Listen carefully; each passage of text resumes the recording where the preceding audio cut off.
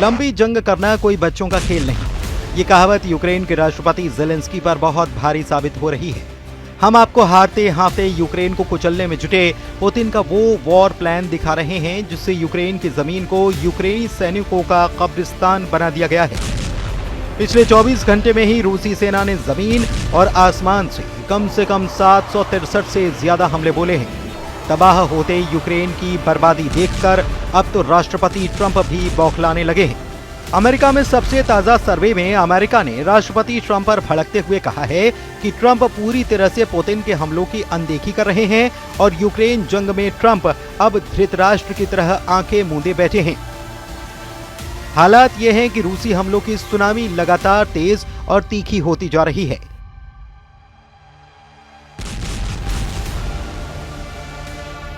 सिर्फ 24 घंटे में ही यूक्रेन के खेरसॉन, खार्किव और डोनेस्क में रूसी हमलों में 400 से ज्यादा बड़ी इमारतें और घर भस्म हो चुके हैं।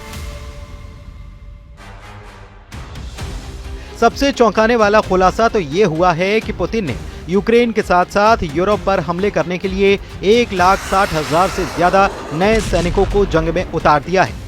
दावा तो यहां तक किया जा रहा है कि पहले भर्ती हुए 1,50,000 सैनिकों के अलावा ये अतिरिक्त सैनिक रूसी सेना को बेशुमार ताकत और बढ़त देंगे।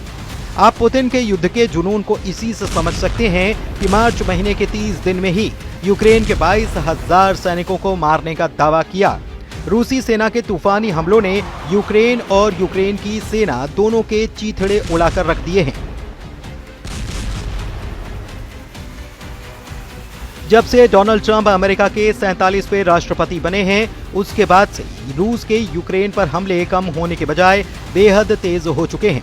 हालात ये हैं कि राष्ट्रपति ट्रंप किसी भी कीमत पर पुतिन के खिलाफ खुलकर युद्ध नहीं करना चाह रहे, जैसा कि अमेरिका के पूर्व राष्ट्रपति बाइडेन कर रहे थे। इधर पुतिन ट्रंप की इस सोच का फायदा उठाते हुए यूक्रेन के ज्यादा से ज्यादा इलाकों पर कब्जा करने में जुटे हैं। यही वजह है कि पूर्वी, दक्षिणी और उत्तरी यूक्रेन पर रूस के हमले बेहद तेज हो चुके हैं। रूसी वायुसेना के सुखोई 35, सुखोई 27, सुखोई 34 और मिग 29 ने यूक्रेन के एयर डिफेंस को तेजी से तबाह करना शुरू कर दिया है।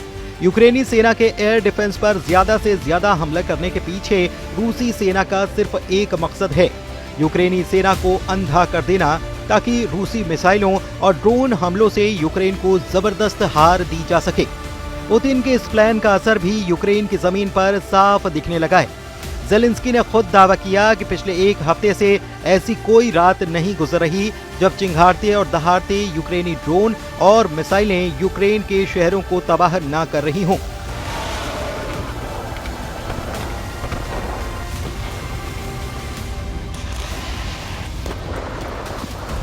यहां तक कि राजधानी कीव में तैनात अमेरिका और यूरोप के एयर डिफेंस सिस्टम को रूसी सेना बुरी तरह से तबाह कर चुकी है, जबकि जमीन पर यूक्रेन को मिले जर्मन लेपर्ड टैंक, ब्रिटेन के चैलेंज 2 और चैलेंजर 3 टैंक और अमेरिका से मिले अब्राहट टैंक भी रूसी सेना के तूफानी हमलों को रोक नहीं पा रहे हैं। रूस यूक्रेन जंग को 37 महीने हो चुके हैं।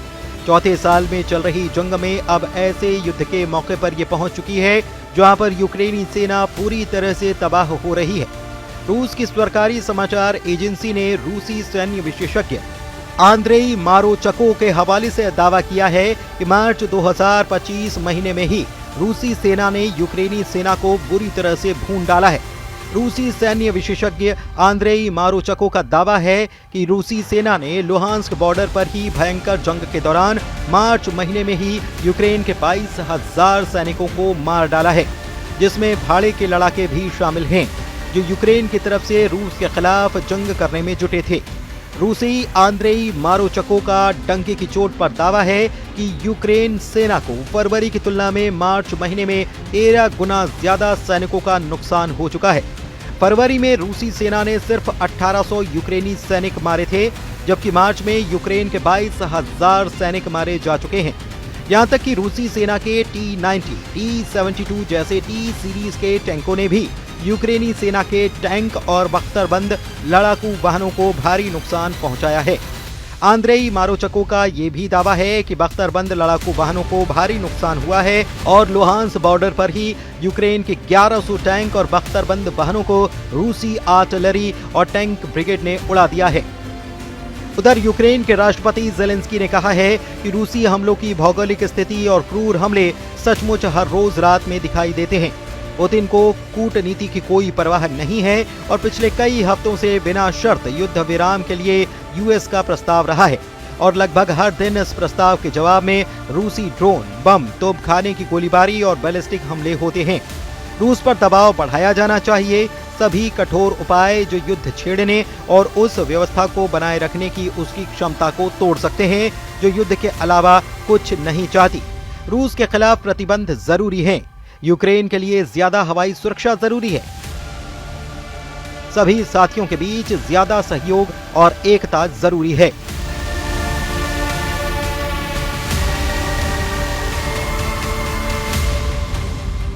यूक्रेन के खार्किव प्रांत में ही पिछले 18 घंटे में काफी यूक्रेनी नागरिक मारे गए हैं।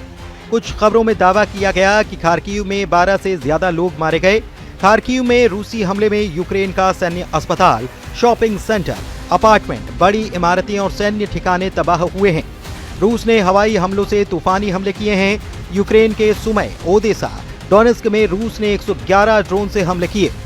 रूस का दावा है कि यूक्रेन में दक्षिणी जापोरिज्जिया क्षेत्र में शचे ब्राकी गांव और पूर्वी डोनेस्क क्षेत्र में पेंटेलेई मोनिवका पर कब्जा कर लिया है। मॉस्को ने यूक्रेन पर पिछले 24 घंटे में यूक्रेन के पावर प्लांट का धुआं निकाल कर रख दिया है। जेलेंस्की ने यूरोपीय देशों से दो टूक कहा है कि अब वक्त आ गया है कि यूक्रेन में यूरोपीय देश जंग करने के लिए अपने सैनिक भेजें। बेहद गुस्से में जेलेंस्की ने साफ कहा है कि यूक्रेन को शांति सेना नहीं, यूरोप की स्पेशल फोर्स और हथियारों की दरकार है। जंग के बीच यूक्रेन के राष्ट्रपति जेलेंस्की ने दावा किया कि पिछली रात में कुल 172 ड्रोन से रूसी सेना ने हमले बोले, जिनमें 100 से ज्यादा शाहिद ड्रोन थे। मिसाइल और बैलिस्टिक धमकियों के साथ साथ बड़े ड्रोन हमले अब लगभग रोज हो रहे हैं। हमारे साथियों को ये समझना चाहिए कि ये रूसी हमले न केवल हमारे लोगों को बल्कि इस युद्ध को समाप्त करने के उद्देश्य से किए जा रहे सभी अंतर्राष्ट्रीय प्रयासों, कूटनीतिक प्रयासों को भी निशाना बनाते हैं। रूस उन सभी लोगों के खिलाफ हमला कर रहा है जो युद्ध को समाप्त करना चाहते हैं।